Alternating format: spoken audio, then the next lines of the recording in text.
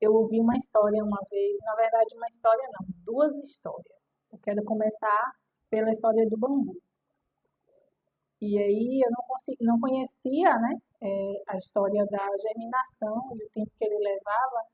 E essa história que foi contada para mim mudou a minha forma de perceber a vida. Foi contada para mim de que existe uma espécie de bambu que ele leva em média 7 anos germinando.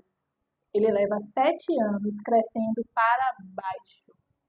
Só depois de 7 anos que ele cresce para baixo, ele começa a crescer visivelmente. E aí o visível dele se torna consistente e fundamentado, porque ali onde ninguém via, ali no escuro, onde alguém achava que aquela semente estava morta, ele estava consolidando as suas raízes para aguentar a força do vento. Porque a gente sabe que os locais onde tem bambu tem muito vento, balança, ele se inclina todo, mas ele não quebra. Mas por que ele não quebra? Porque ele está fundamentado em algo que é muito mais profundo.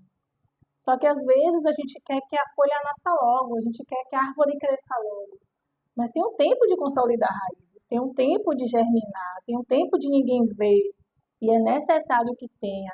E se esse tempo, onde ninguém está vendo, é de qualidade, na hora que as coisas começarem a acontecer, a gente vai ouvir a grande frase. Eu espero que você ouça essa grande frase, assim como eu tenho ouvido. Do nada.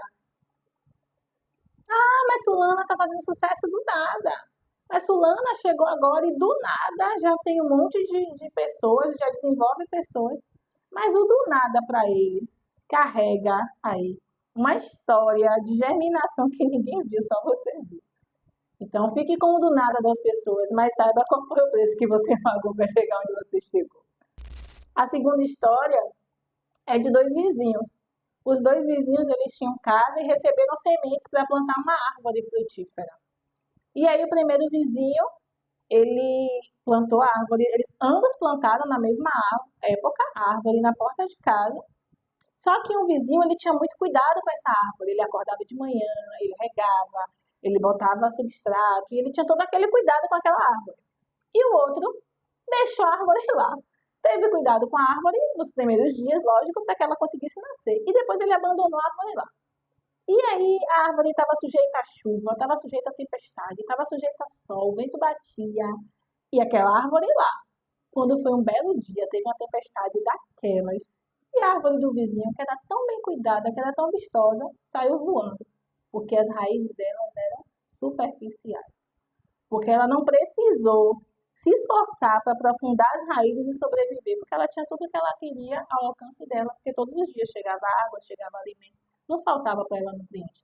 Mas aquela outra árvore que não tinha esse cuidado, a única opção que ela tinha era aprofundar suas raízes e nela localizar no solo o que seria de substrato para ela.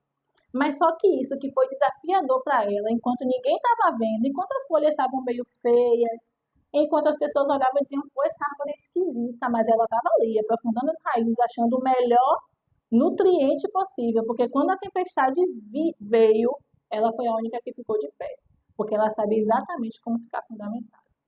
Então, que a gente entenda que os desafios que a gente tem passado são essa terra, que a gente aprofunda as raízes e a gente busca o alimento sólido. Então, aprofunde as suas raízes naquilo que para você é essencial. Se conecte com a sua espiritualidade, com aquilo que para você é guia, aquilo que para você é vital. Aprofunde as suas raízes nisso, porque na hora que a tempestade vier, é isso que vai manter você de